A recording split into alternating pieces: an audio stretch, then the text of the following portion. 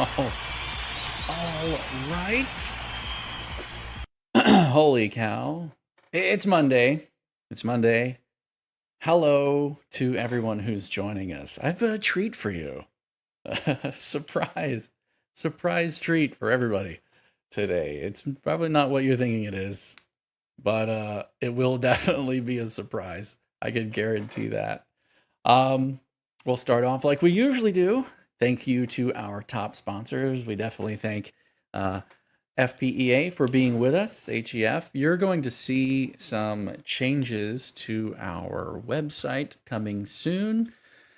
Some exciting changes as we move more of our content around and brand it and position the messaging. We're going to be focusing on a lot of the community support things that we have in place, and we obviously focus a lot on lobbying, but we're definitely excited to have FPEA along with us and have been supporting us for this past year, and we're super thankful to have them with us. Their convention is coming up.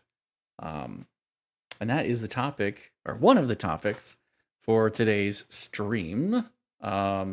We'll probably have some more announcements about it too, but it just so happens to coincide with our schedule announcements, which is cool. We'll go ahead and reveal the main surprise. It's probably going to take all of you by storm, but ta-da! This is the main surprise. You get this will today be known as the stream of the man's big ugly head. Unfortunately, my wife is down with a migraine. She is very ill, and Brenda is dealing with family matters and travel, and she is out in the mix and unable to be on the stream today as well. And I've reached out to a number of people who would be potential candidates, and it just so happens to be that everyone's schedules are full, and it is that time. So, what I want to do with this short time, I'm not going to take a ton of your time today, but I want to kind of fill in some of the things that HEF does, and give you an idea what our kind of convention or conference schedule looks like. And if you are or are not going to some of those, we would love to see you and catch up with you, take pictures with you, answer questions from you, those kinds of things. To start the list, hi Deline, I see that you're here, and I really appreciate seeing you here. I think it's just you and me today. So if you do have any burning questions that you want to get to, one of the cool things is I usually have to wait for Crystal or Brenda to kind of have a stopping moment before I roll through questions. I don't have to do that today. So if you do have questions and you want them answered, as you put them straight up in the chat, I will be able to just reply right to them. Hope Crystal feels better and things are okay with Brenda. Yes, me too. Definitely keep her in your prayers. Both of them, both of the hers, because they're different struggles. I don't know what it is with Crystal. I don't know if she ate something that triggered or what, but she's down. Leah Hesser. No, there's a few of us. I appreciate you being here too, Joya. That's awesome. All right, cool. I have some stuff up. Nope, that's not what I'm looking for. This I want to pop out our comments first so I can make sure I keep track of them and I don't lose them. Sometimes they get lost with all the open tabs, so I'm going to move them here. All right, cool. And then let me see if I can find the right one of these. I can't recall if that's it or if this is it. No, it would be this one. Definitely not that one. Okay, all right. No, not that one either. Let's see. It's supposed to be this one, but the background is missing. Give me a moment to add. That's the one. Yeah. Cool. And then, yes, this is not supposed to be there. So. All right, cool. So this is, my head's too big. Let's see if we can shrink it. Whee! There we go. Okay, cool. And now that we're together, I thought I had the right screen picked, but I don't. There are a number of conventions. So we'll start with this one. We are definitely going to the FPEA convention. Juniper, hello. Appreciate you too. Single mom. She says, I'm a single mom. I homeschool my daughter. I just applied for the PEP scholarship. Is it correct that doing a portfolio eval won't be sufficient for the end of the year if I get the scholarship? So yeah, right. Is it correct that doing a portfolio eval won't be sufficient? I would say that doing a portfolio eval isn't necessary at the end of the year with PEP. It's not attached to the requirements for maintaining PEP. There is the national norm reference tests that are done at the end of the year along with PEP. That's the FTC PEP program and the that kind of replaces the portfolio. One of the things that I do highly recommend, and I've had several conversations lately with people where they're worried about, the PEP as an ESA and how in other states, what's happening with home education and the government trying to take control of home education through the infusion of money into them, and so take the money and then do what we tell you to keep the money, and so thereby it becomes an arm of control and things like that. Well, one of the things that's really important in that conversation is to remember that if you don't need the money or don't act as if you need the money or you don't become reliant upon it, it isn't as much of a bait. It isn't as much of a lever that they can pull and leverage to pressure you into things. If the money is good when it's good and gone when it's gone, that's healthy. That's a healthy way of looking at this. And one of the key things to maintaining that stance, I think, is going to be a portfolio. I would still highly recommend everyone keep a portfolio. Because let's say that you do go, you know what, I don't want PEP, and you want to go back, you won't have any gaps in your record keeping, right? The whole concept of the portfolio anyway is to have a record so that if you do get called up, your portfolio does come up for review or someone does question whether or not you're home educating. You have a process by which you go through. The portfolio is a key part of that. And if there are no gaps in your portfolio, then you're better off. Is it legally required along with PEP now? Right. So that's something to keep in mind. And Joya says, is there something going on with reimbursements through Step Up? I've had multiple approvals and haven't received a deposit in over 2 months. And when I asked them, I'm told you have to wait. All I know at this point is that they're having, we were supposed to have a call last week with Step Up for Students, and it got pushed to this week, in which we're going to have a lot of those burning questions answered. We were hoping it was going to be last week, but it wasn't. It's going to be this week. And that is, it's unfortunate, but it's something that we're kind of like at the behest as well of their availability. And it sounds like they have a lot going on over there. I'm not making excuses for them. I think that it's very important that, you stay on top of them.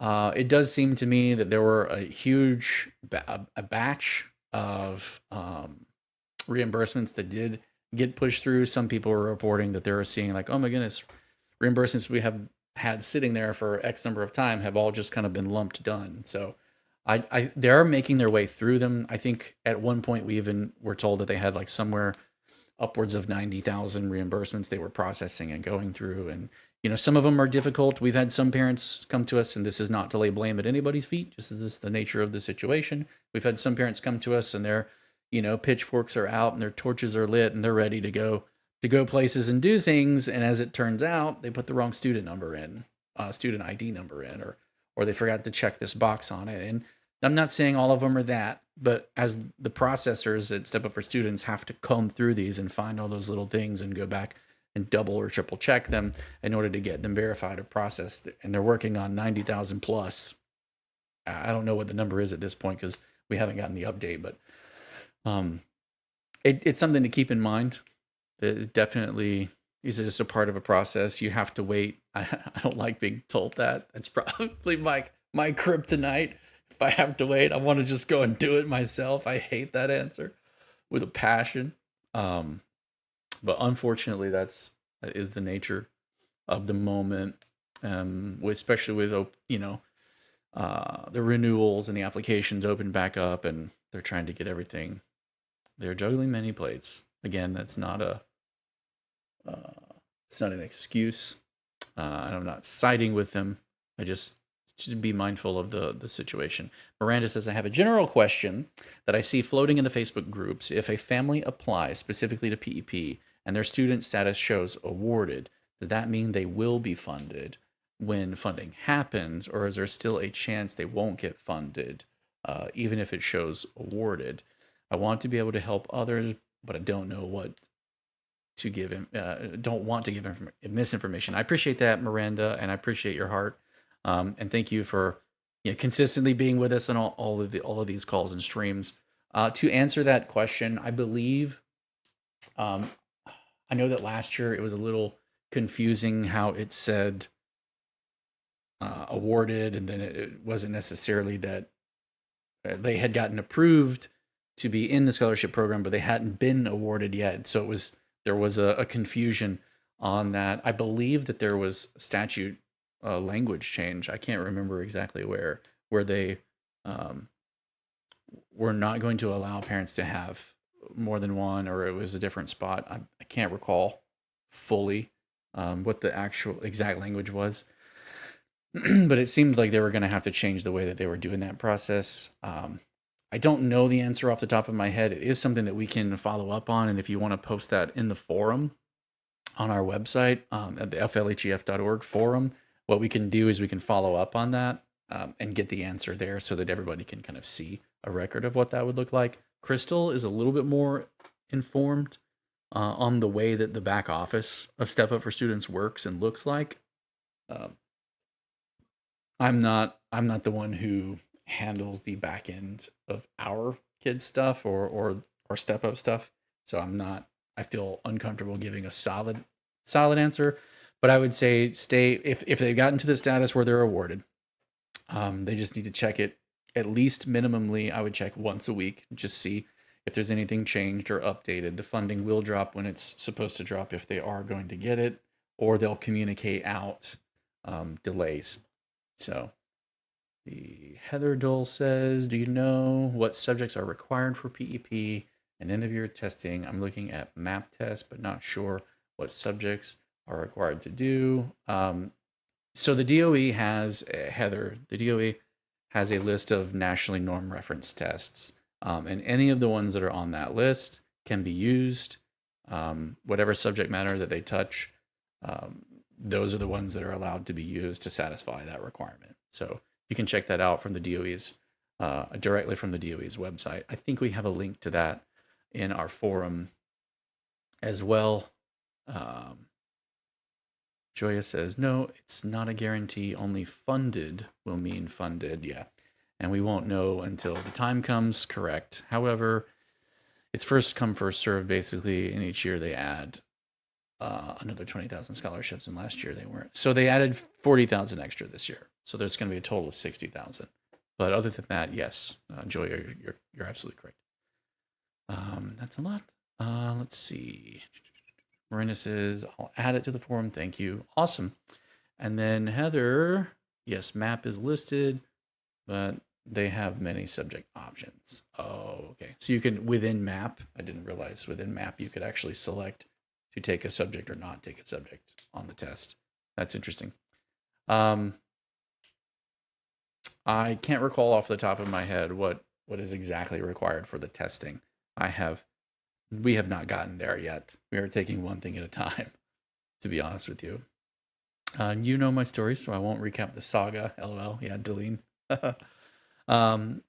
But that daughter was funded a full year. A full year's funding all at once.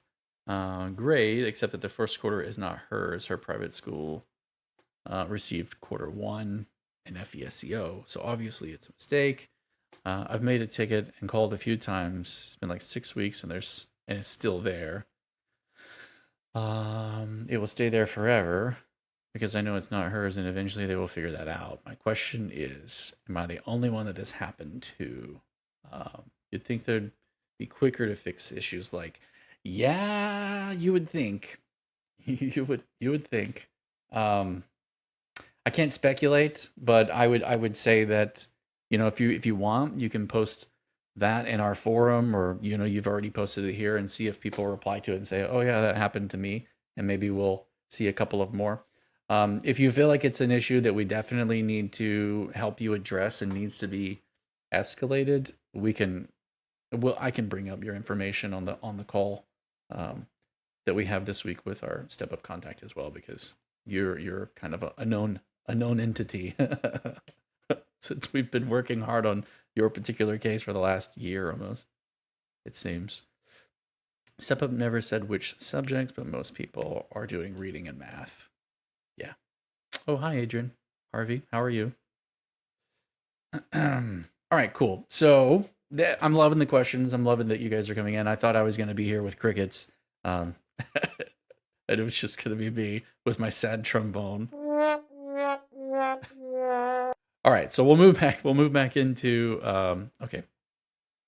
If you select the MSS via the MSS scholarship, it covers math and reading, and if old enough, writing. Yeah, that is sufficient for the PEP requirement. I did this test for my son. Cool, cool, cool. Excellent. All right, good, good. I love the conversation. I love you guys are keeping it. I'm going to keep up with it while I try to continue to move forward with the rest of this stuff. Not that I have anything super important, but it just wanted to kind of showcase some of where we're going and what we're doing. And if you guys are going to be there, that would be awesome. So for today, where did we go? This one? No, not that one either. This is the one. Got it. All right. So we will be going to the FPEA convention. I love that they have it here. A lot of people with their homeschooling journey have started here throughout the years, and it's either given them the confidence to go more, or they were already doing something with home education, and it gave them the confidence to do something even bigger, and help other families or reach out and get more deeply involved in other ways. There are lots of speakers and lots of information. If you go to FPEA, right on the home screen, you'll see this graphic, and in that graphic, there will be a button that says register here. You can register right it's for May. Sorry, I didn't say that, but it's for May 23rd through 25th at the Gaylord Palms Resort and Convention. I think they even have filled that up and are having to offset some of the placements with some other local ones. So as you go through the registration process, they'll make that clear. So there are speakers. There's a ton of speakers and information. We are also going to be speaking. There's Connie and Coach Rick. Hey, Coach Rick. There's so many. We'll also be speaking, I believe, in hosting, or I mean, they've told me everything that we're speaking in, and I can't remember all of it. There's a couple of things. We will have a booth up as well, and Step Up for Students will have a booth there, as far as I know. So a lot of your questions that you have, if you're going, feel free to bring a list. Bring a list and present it and ask some of those burning questions right there at the convention. That's exciting. We are also going later in, I didn't put these in time order. Maybe I should have. That is May 23rd. And then I think the next one, or the first one that we're going to, is actually this one. The Florida Homeschool. No, but we are going to this one. So this is June 1st through 10th.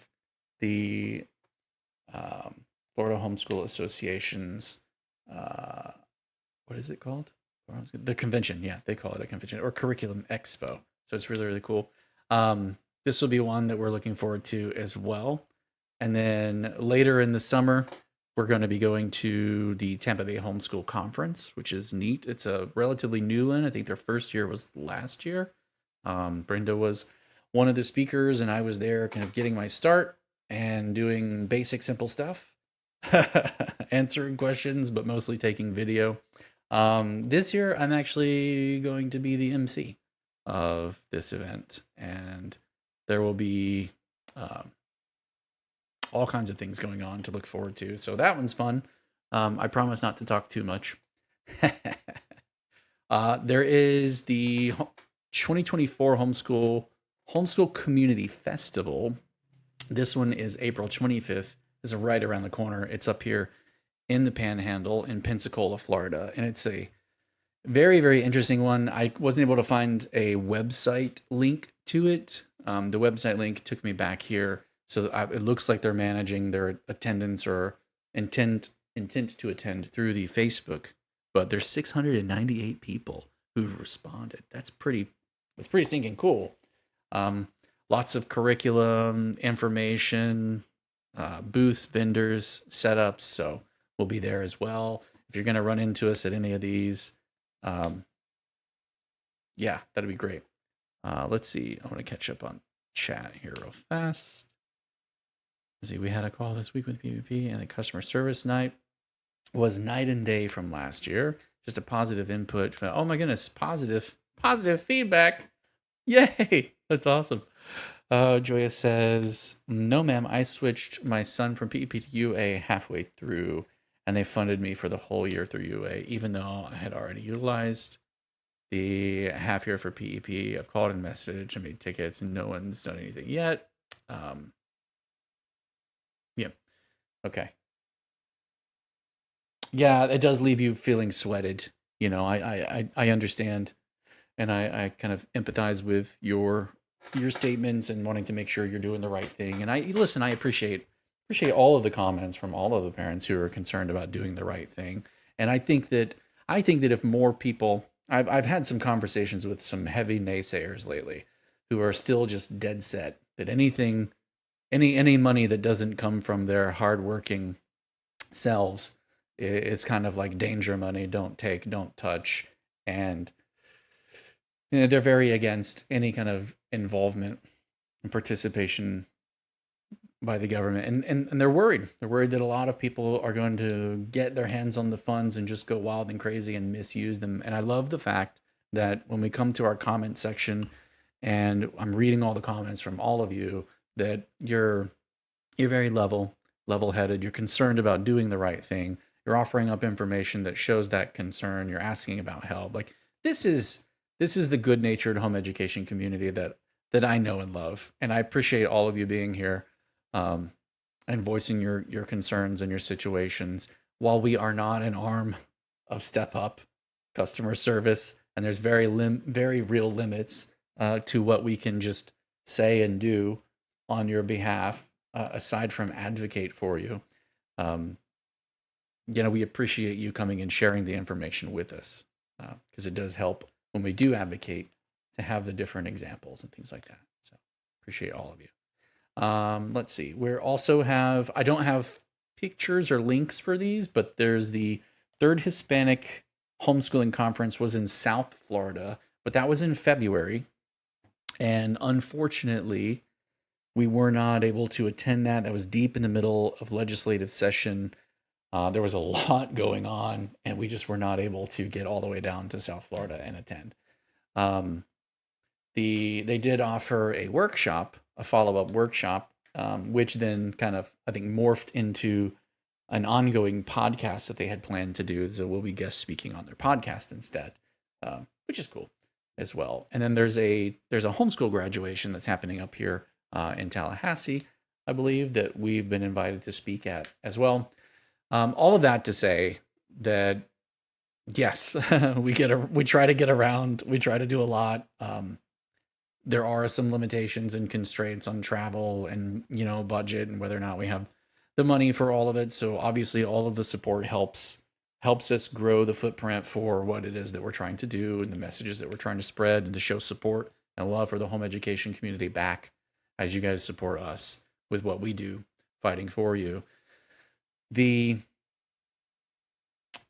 third Hispanic homeschooling conference made me think of something, though, as I was putting my notes together. And it is that since last year, when I started doing the podcasting and asked Brenda to take it on as something that we would do as a part of working with our homeschool community to better share quality and accurate information, we also have the tools to host workshops. I believe up to 100 people. I can double check the numbers on that. But if you have a co-op or you have a homeschool group or you have a church and the church just has a couple of families, but they want to know more about what this is or how to get involved or how to support or any of the things like that, we do offer workshops for home education information. So we don't necessarily recommend curriculum or very specific paths for that. We go through and comb through what the rights are, how they're laid out in statute, how they're stacked, what they are, what your choices are and can be, so that parents can have the confidence to step in there's a lot, man. I got to tell you, it can be overwhelming. I look at some of the video games that I used to love playing, and now I look at them and I go, man, there's so much to them. They're so complicated. And when I turn and I look at the statutes, I feel the same level of like overwhelming information. And then when you add to that a drop of tension or fear or somebody said this, or just even the way that a simple question can be phrased where it's difficult to answer because, well, if you meant this with your question, here's the answer, but if you meant that with your question, this is a different answer. It's important to take time to slow those conversations down and to have them thoroughly and accurately. And sometimes it's difficult in the chat or the streams to do that, so we do offer workshops, live virtual workshops, that we can also record and save for your community to playback. If you want them to be published on our YouTube, we will allow, we offer that as something. So if people are not concerned about anything or embarrassed or like, oh no, I don't want to be on camera or anything like that, we do like to put those as available, because sometimes other people can watch them and have shared information or questions that they thought, oh man, I'm so glad that you asked that. I was thinking about that. Same benefit that the live streams get, but it can be very targeted, and you can ask, very, very specific questions to yourselves and what your own needs are and things like that. And we can dive into what those specific things are for your community. They don't have to go on YouTube, so please hear me out. I'm not saying that that's what we do with them. The potential is there to do that with them if your community, wants to do that. If they want the way that they ask the questions to be a benefit to others to hear the answers, we can make that available, but it's not necessary. So you don't have to be concerned. That can just be a workshop that doesn't get recorded, and you can ask whatever questions that you want to ask, and we'll walk through the statutes and help you understand them and get down into the nitty gritty. It's really important. Case in point, I think that one of the big things people don't always think about when they're even talking about, let me switch over here. I think one of the things people don't often consider when they're thinking about PEP and the way that it's set up, many people knee jerk and they formulate an opinion rapidly. They haven't necessarily.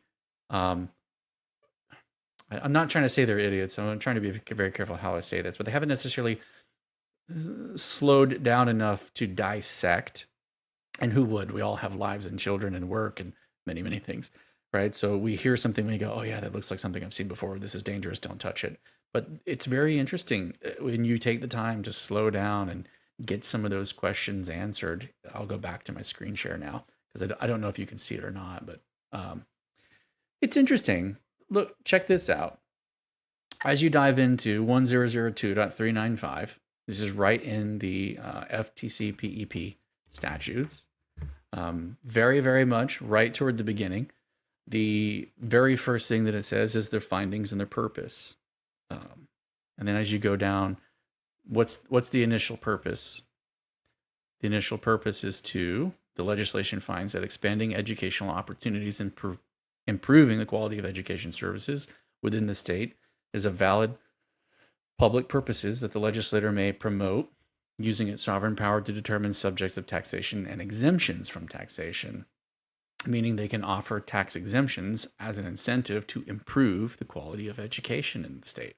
That's a great idea. Okay, cool. And then what's right below that? 3, ensuring that all parents, regardless of means, may exercise and enjoy their basic right to educate their children as they see fit. It's literally number 3 in the order, right? right there at the top. I don't know about you, but reading that, like slowing down enough, we get in the nitty gritty of what can be due, what can be approved, uses of funds, and what's over here and what's over there, and all these things are going to take our rights away and everything. It's wonderful that a statement like this, so plainly stated, is right there at the top of the statute as a guiding principle for everything that follows underneath it. And if nothing else, things like this give us a pivot point to argue, well, hey, look, using using this to educate my child as I see fit, as the parent sees fit, that's massive. Like, don't let that be lost. And I think that a lot of parents all throughout the state of Florida don't know. I don't know that they've stopped long enough to read that simple sentence right there. That's a very empowering. It's a very empowering sentence. And I don't know that all of the fear mongering and the questions and concerns have stopped and slowed down enough to read that simple basic sentence. Yes, that does not mean that it will never be encroached upon or tried to. James Madison has a wonderful statement about the tiny encroachments, on our freedoms. And that's been the nature of losing our freedoms through those tiny encroachments.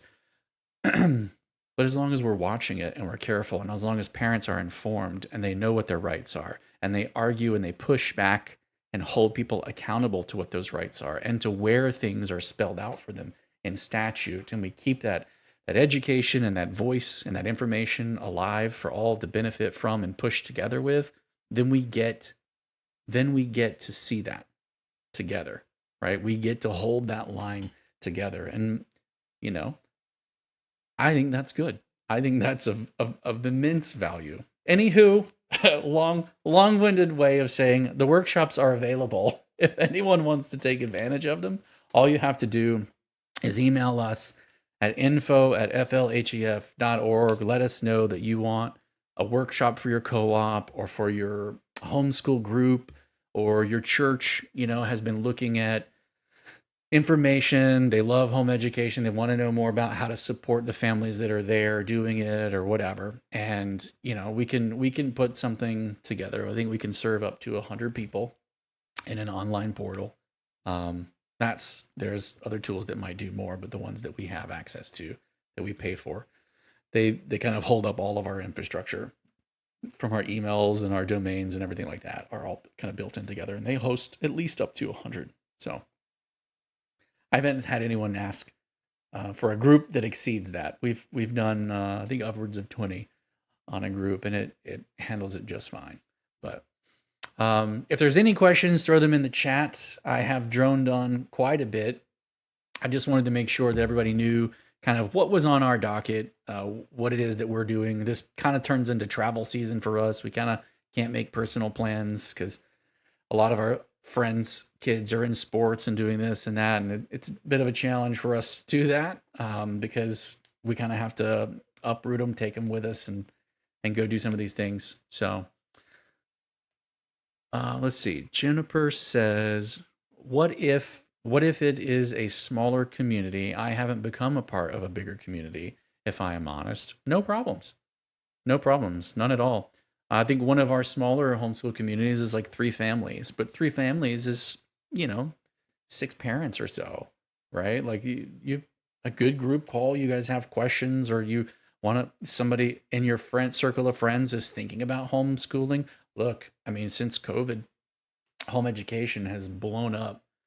I think the last numbers that they had were about 150,000 post-COVID, and I'm sure it's grown.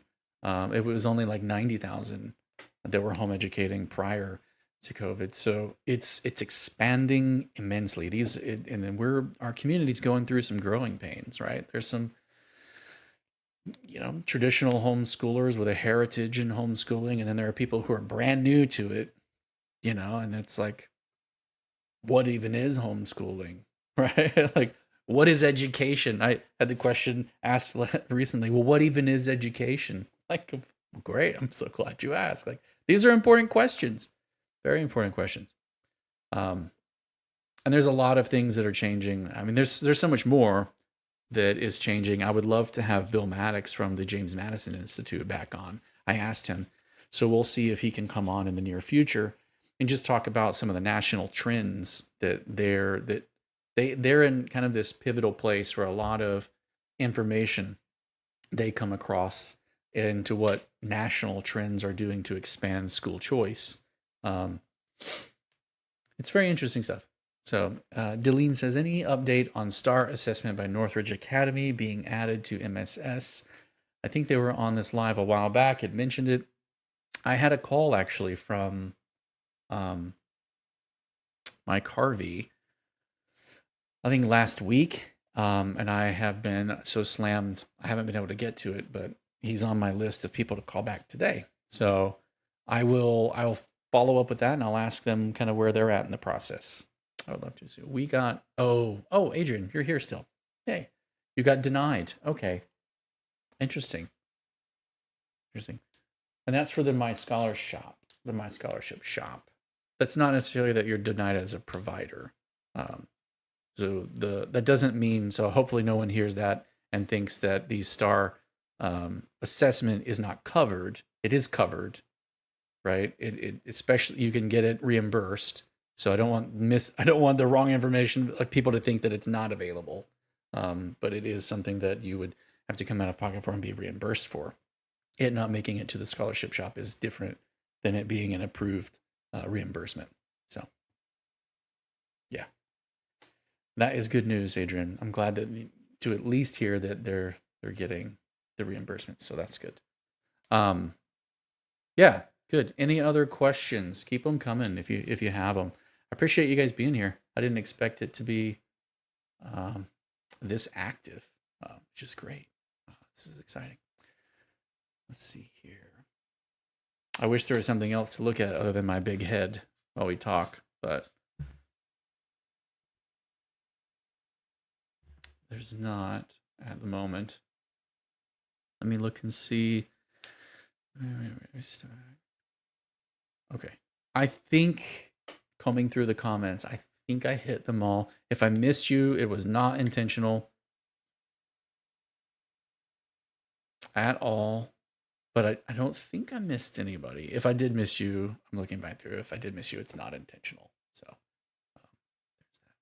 Well, aside from that, I don't see any other kind of questions coming through. We've hit the highlights on convention season, what's kind of coming up, and what we're going to be doing, where will be the workshops that are available, workshops that are available for you to use and take advantage of. There was one other thing. Oh.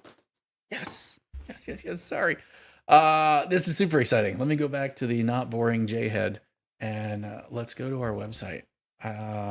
So one of the things in reorganizing the website and rebranding it is I've added this spot here called Tell Your Story. And this is super important. I'm so excited about this, by the way. This is my world and my bread and butter. I love putting together things like this. At the moment, we have put together a drive folder, and there is a Google form attached to it where you can upload and drop in your own video. So it will support you dropping in your own video. And what the purpose of this is to tell your home education story. The idea or the goal, I have some advice about problems with corrupted documents.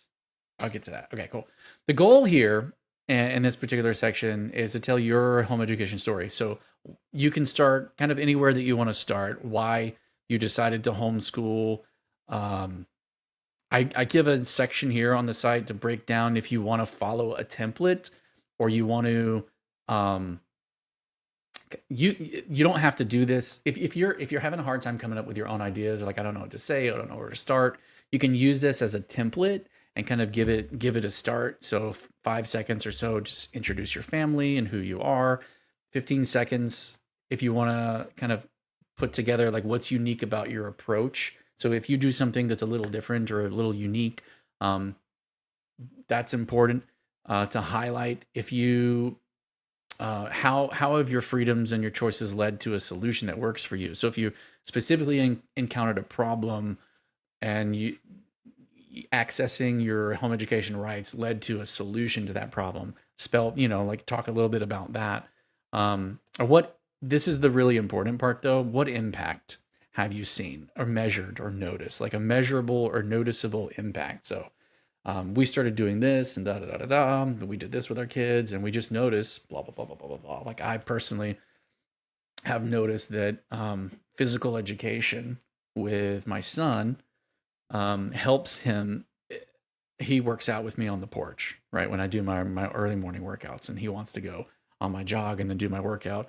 And while we're doing that, we'll listen to something together where someone's reading something and then we'll have questions about it. And we have that time where we're able to do the physical activity while doing some of the reading that allows him to kind of focus differently. And I notice just how much he takes in differently whenever we get to do other things. And then I'll overhear him having conversations with other people. And then he's borrowing and pulling from the things that we talked about. And of course, I'm a proud dad in that moment because I'm like, look, it worked. The information is in there, which is good news. Anyway, 5, 15, 15, 15, 10. We need to keep the videos under 60 seconds in total. They do not have to be shot from beginning to end as one choreographed video, right? So it doesn't have to be one. I'll get to that in a second, Dillian. That's a great question. Who's the target audience? It doesn't have to be shot from beginning to end. You can shoot the 5 seconds of introducing your family. You can shoot 30 seconds of you trying to explain whatever and then cut it down to the 15 and then use your phone to kind of put them together in one video. Or if you don't know how to do that, you can submit them separately and say, here's our this and this section, and I can put them together if you want. It's easier for me to just take the 60 seconds and do it. Anyway, the idea and the purpose. So, Delene, this answers your question. Who's the target audience? The idea and the purpose is this. Meeting with the legislators this year and being in Tallahassee lobbying really helped me to see the gap between what it is that they know and what they don't know. And of course, they've all been through the education system, so they know it. But they don't all know what it means to home educate. And a lot of people who are legislators, they're in there and they're thinking, oh, public school system, blocking schedules and studying these subjects at these times, etc. And then they think, oh, it's public school. You just do it at home. So it's public school at home. And the point of this is to break that information barrier down, like break that assumption barrier down into its parts. Well, no, actually, homeschooling looks more like we do these walks in the woods and we pick up bugs and we look at them and, we take a look at their parts and we, notice what they do. We talk about what they eat. Like it's a different approach than sitting down in a room with a desk and a chair and a book and reading about stuff. Like, and for some people it'll look like that, and for others it'll look totally different. I'm not trying to script any particular message, but showing that there is variety in the approach and showing that there is impact in the variety. That's the goal here. And largely, our governing body is our target audience, right? So the goal is to take as many of these short video messages as we can and link them together in a playlist, and they become a body of content that can be referenced to. It's like, well, hey, we home educate and it's like this. And, you can, with a link, a URL, send an email and link people to a series of testimonies that they can just watch one after the other.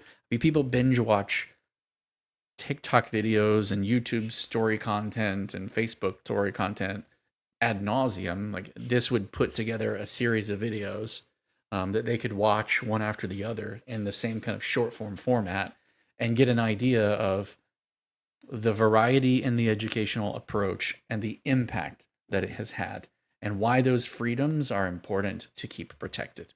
I hope that answers the question. Now I'm going to catch up on comments real quick. Some advice about problems with corrupted documents. I recommend asking Step Up via Facebook chat to decline the reimbursements and then resubmit under a whole new claim. attaching all the required documents. That's good. That's actually pretty good. Celebrate homeschooling 100%. Tiana, let's see what you say. Does anyone have any advice for someone who updated the reimbursement repayment option since they got rid of the card? Hold on. Updated the reimbursement repayment option since they got rid of the card. Okay. My friend is stuck in a glitch. A ticket was created in January. She had requested for a call back, but nothing so far. She cannot submit for a reimbursement.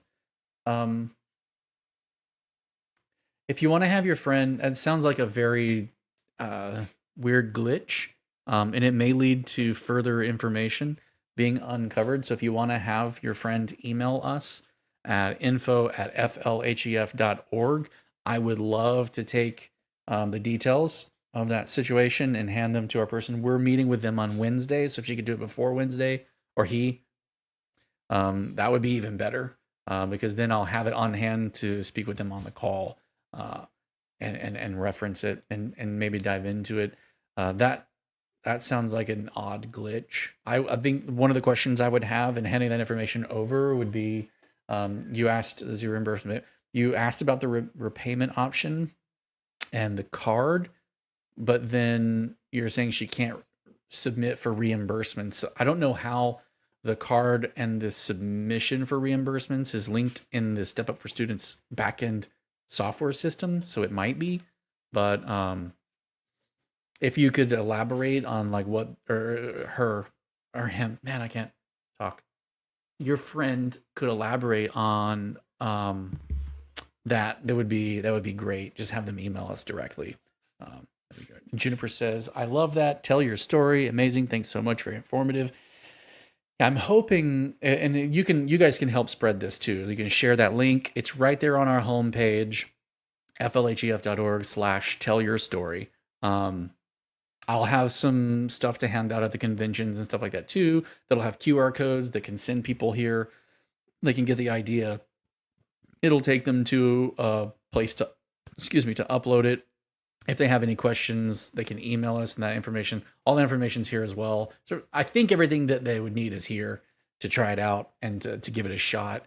What I'd really like to see come from this long term is if we identify some of those hyper unique stories where they're just so emotionally powerful and uplifting that maybe we find some people in our community who are really good at doing video, and we visit you and visit your family and go a little bit more in depth and shoot like a 5 or 10 minute video with some good B-roll of your kids playing or learning or what that looks like. Some fun stuff. Do you have a hopeful timeline for uploads? I don't know what that means, what that question means. It should be up now for people to upload. If you mean how long will it take to do the uploads, I don't think it takes very long. Or if you're asking what are my goals and getting a certain number of uploads by a certain time, I don't. This is going to be a ongoing. It would be nice to have like, okay, so that was your question. Got you. No, I don't have a hard deadline for that. This is more of a take your time, tell your part of your story well, get it into us. I'm a lot of young people who are, they're consuming TikTok videos. Maybe not all of your children, which is great, which is fantastic. But still some are, and they're on YouTube or Facebook or Instagram, and they have an idea of what a good creative video would look like, right? You might have your kids participate with you if you're trying to teach them, how to use it or not. Like, it is what it is. There's no real constraints. I don't want it to be something where somebody shies away from telling their story because they feel like they can't do a creative enough job on the video. That's not as important to me. I love creative videos, but it doesn't have to be that, right? A powerful story. Here's what we did. Here's what we tried. Here's the impact that we saw. That in and of itself, and having a bunch of those, from all over Florida, would be huge. It would be fantastically huge. So, that's more the point and the impetus. So anyway, I appreciate if there's any questions, I'm gonna wrap up here and let you guys get on with your day, and do the things that you've got set before you as well as I.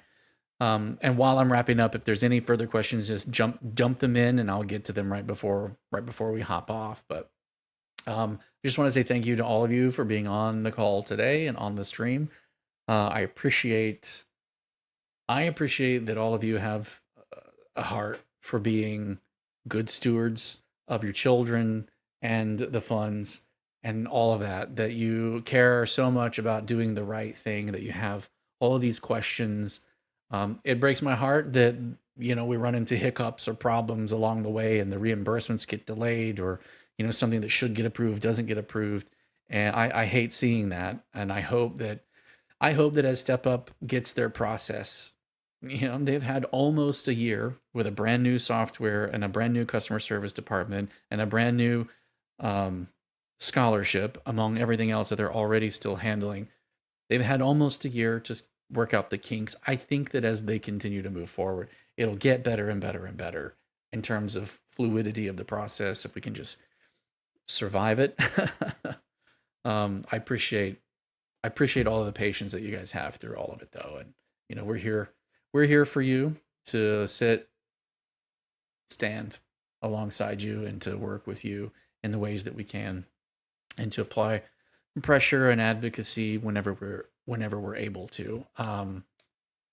Yeah, and thank you guys for all of the energy and the sharing. I know that some of you are faithful regulars, and every time we go live, you share it and invite other people to it, and I appreciate that as well. So I'm just very thankful for everything that you're doing to help us. When I first started doing this, and I told Brenda this was something that we needed to do to grow the community and to better serve, she scratched her head and was like, "Yeah, I'm not so sure. I don't do the whole technology thing." And I think our Facebook page had somewhere around 1,000, and now it's upwards of 6,000 and growing, and the website as well, and the activity on the forum as well. It has blown up, and a lot of that is thanks to you. A lot of that is the community. It's you sharing, it's you commenting, and all of those things to help support what it is that we do.